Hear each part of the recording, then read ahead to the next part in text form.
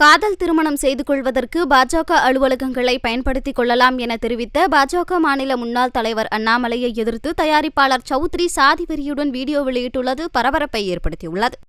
நான் சௌத்ரி தேவர் பேசுகிறேன்.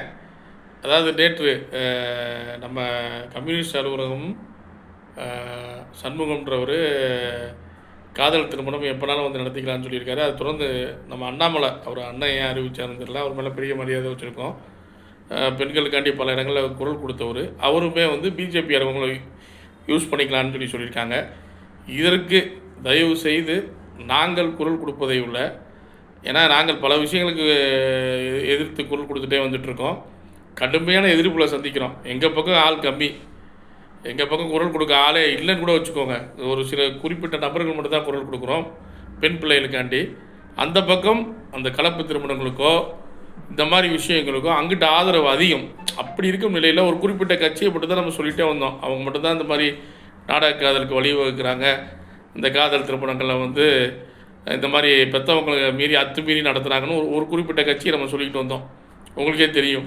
ஆனால் தற்போது கம்யூனிஸ்ட் எந்த காலத்திலேருந்து, நாங்கள் சின்ன பிள்ளையிலேருந்து கம்யூனிஸ்ட்ன்றது மக்கள் போராட்டம், மக்களோட பிரச்சனைகளில் மட்டும் முன்னின்று வந்த ஒரு கட்சி தற்போது மிக கேவலமாக கேவலமாக இறங்கி வந்து காதல் திருப்பணங்களுக்கு நீங்கள் பயன்படுத்தி கொள்ளலாம் அப்படின்னு அறிவிச்சிருக்குது. ரொம்ப ஒரு மட்ட ரகமான விஷயமா இருக்குது. அதை தொடர்ந்து அதையே வந்து அண்ணன் அண்ணாமலை அவர்களும் அறிவித்தது பிஜேபி அலுவலகத்தை. பிஜேபி வளர்ந்துட்டு வர நேரத்தில் இது தேவையான்னு தெரியல. இதுக்கு தயவு செய்து நாங்கள் குரல் கொடுக்கலான்னு யாருமே நினைக்க வேணாம். பெற்றவங்க உங்கள் கையில் ஃபோன் இருக்குல்ல, தாய்மார்கள் தகப்பன்மார்கள் உங்கள் பிள்ளைகளை பெற்று வளர்க்குறீங்க கஷ்டப்பட்டு.